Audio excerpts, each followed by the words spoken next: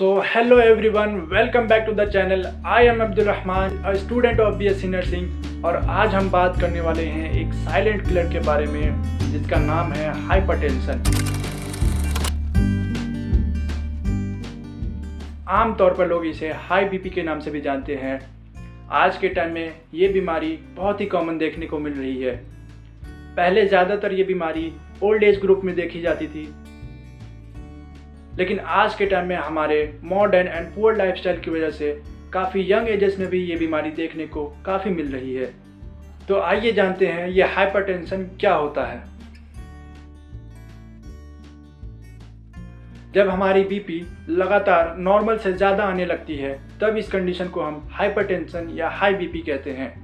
इसको समझने के लिए हम एक सिंपल सा एग्जांपल लेते हैं। सोचिए कि एक सर्विस पाइप है।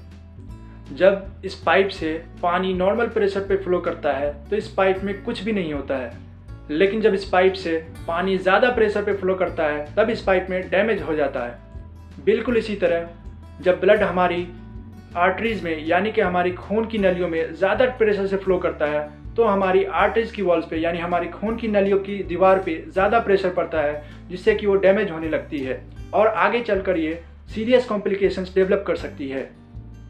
इसी कंडीशन को हम हाइपरटेंशन या हाई बीपी कहते हैं। हम इसे साइलेंट किलर के भी नाम से जानते हैं। ऐसा इसलिए क्योंकि शुरुआती दौर में इसके सिम्टम्स देखने को कई लोगों में नहीं मिलते हैं और ये अंदर ही अंदर हमारे ब्रेन, हार्ट, किडनी इन सब को डैमेज कर देता है और कई लोगों की इसमें डेथ भी हो जाती है। साइलेंट किलर होने के बाद भी कई लोगों में कुछ सिम्टम्स शो होते हैं, जैसे कि सर में दर्द या सर का भारी हो जाना, चक्कर आना, सीने में दर्द होना, सांस लेने में दिक्कत होना और थकान महसूस करना। जब हम बीपी लेते हैं तो हमें दो रीडिंग देखने को मिलती है, जैसे 120/80। फर्स्ट वन ऊपर वाली यानी कि 120, ये हमें इंडिकेट करता है जब हमारा हार्ट पंप करता है और ब्लड को पूरी बॉडी में डिस्ट्रीब्यूट करता है तब जो प्रेशर आता है वो होता है ऊपर वाला, जिसे हम सिस्टोलिक बीपी भी कहते हैं। और सेकेंड वन नीचे वाला, जिसे हम डायस्टोलिक बीपी कहते हैं, ये इंडिकेट करता है जब हमारा हार्ट पंप करके रिलैक्स होता है तब जो प्रेशर आता है हम उसे डायस्टोलिक बीपी कहते हैं। यानी कि जो नीचे वाला है 120/80 यानी जो 80 है हमारा, वो डायस्टोलिक बीपी है। तो अब हम इसके काउजेज को जानते हैं, यानी किन किन वजहों से हाइपरटेंशन डेवलप होता है। तो फर्स्ट है फैमिली हिस्ट्री। अगर आपकी फैमिली में आपके पेरेंट्स को पहले से हाइपरटेंशन है तो ज़्यादा चांसेस है कि आपको भी हाइपरटेंशन डेवलप हो सकता है। सेकेंड, अनहेल्दी डाइट, यानी कि खाने में ज़्यादा नमक, ज़्यादा ऑयली और ज़्यादा फ्राइड फूड और पैकेट फूड जो मार्केट में आते हैं वो सब खाने से भी आपको हाइपरटेंशन डेवलप होता है। थर्ड, ओबेसिटी, ज़्यादा मोटापा भी हाइपरटेंशन को डेवलप करता है। फोर्थ, सेडेंटरी लाइफस्टाइल, यानी कि अगर आप दिन में कोई भी फिजिकल एक्टिविटी नहीं करते हैं जैसे कि रनिंग, जॉगिंग, योगा, एक्सरसाइज, तो भी चांसेस बढ़ जाते हैं हाइपरटेंशन। फिफ्थ, स्मोकिंग या अल्कोहल का यूज़। कुछ लोग स्मोकिंग जैसे कि सिगरेट, बीड़ी और अल्कोहल जैसे कि शराब, ये सब का यूज़ करते हैं, जिससे भी हाइपरटेंशन डेवलप होता है। सिक्स्थ, सर्टेन मेडिकल कंडीशन, जैसे कि अगर आपको किडनी की प्रॉब्लम पहले से है या डायबिटीज़ है या हार्मोनल प्रॉब्लम है तो इन सब वजह से भी हाइपरटेंशन डेवलप होता है। सेवन्थ, मेडिकेशन, जैसे कि पेन किलर्स, यानी कि अगर आप लंबे टाइम से पेन किलर्स का यूज़ करते हैं, जैसे कि माइनर भी आपको पेन हुआ तो आपने पेन किलर लिया और लंबे टाइम से आप इसका यूज़ करते हैं तो भी हाइपरटेंशन डेवलप होता है।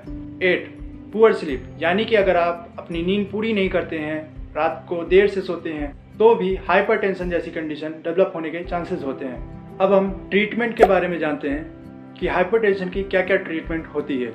तो फर्स्ट है लाइफस्टाइल मॉडिफिकेशन। इसमें आप खाने में नमक कम लें, हेल्दी डाइट खाएं। हेल्दी डाइट के लिए आप ग्रीन वेजिटेबल्स यूज़ करें, यानी कि हरी सब्जियां, जिसमें आप पालक, मेथी, लौकी, सरसों का साग, करेला। लो फैट डाइट, जैसे कि ज़्यादा ऑयली, फ्राइड फूड, घी, बटर, ये सब चीज़ों को थोड़ा लिमिट करें। और अगर आप नॉन वेजिटेरियन हैं और अंडे का इस्तेमाल करते हैं तो उसमें का पीला वाला पार्ट ना खाएं, उसकी सफ़ेदी खा सकते हैं। पीले वाले पार्ट में कोलेस्ट्रॉल ज़्यादा होता है और आगे बढ़ के ये हार्ट अटैक जैसी कंडीशन बना देता है। और ताज़े फल का भी यूज़ ज़्यादा से ज़्यादा करें। सेकेंड है मेडिकेशन। डॉक्टर ने आपको जो भी मेडिसिन प्रिस्क्राइब की है आप उसे टाइम पर लें। और कई बार माइनर केसेस में भी बिना मेडिकेशन से ये ऑटोमेटिकली डिसॉल्व हो जाता है, जैसे कि लाइफस्टाइल मॉडिफिकेशन करके। थर्ड है, अगर आपको किसी मेडिकल कंडीशन जैसे कि मैंने आपको बताया था कि किडनी प्रॉब्लम या डायबिटीज़ या हार्मोनल प्रॉब्लम्स की वजह से अगर आपको हाइपरटेंशन है तो आप इन बीमारियों को भी कंट्रोल करने की कोशिश करें। होम केयर के लिए आप सिंपल स्टेप्स फॉलो कर सकते हैं, जैसे कि खाने में नमक कम खाएं, डेली फिजिकल एक्टिविटी करें, जैसे कि मॉर्निंग में रोज़ाना 30 to 40 मिनट्स वॉक करें, जॉगिंग करें या एक्सरसाइज या योगा कर सकते हैं।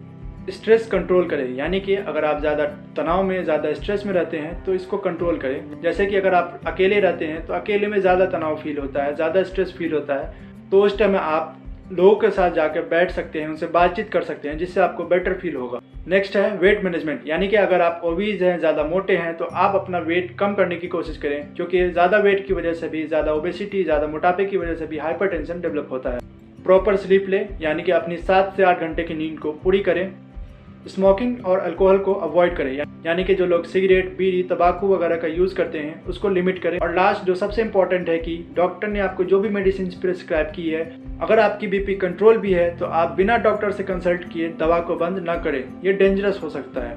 तो आज के लिए इतना ही। उम्मीद करता हूँ कि आपको ये समझ में आया होगा। अगर आपको वीडियो हेल्पफुल लगी हो तो please do not forget to like, subscribe and share my video. Thank you, stay healthy, मिलते हैं नेक्स्ट वीडियो।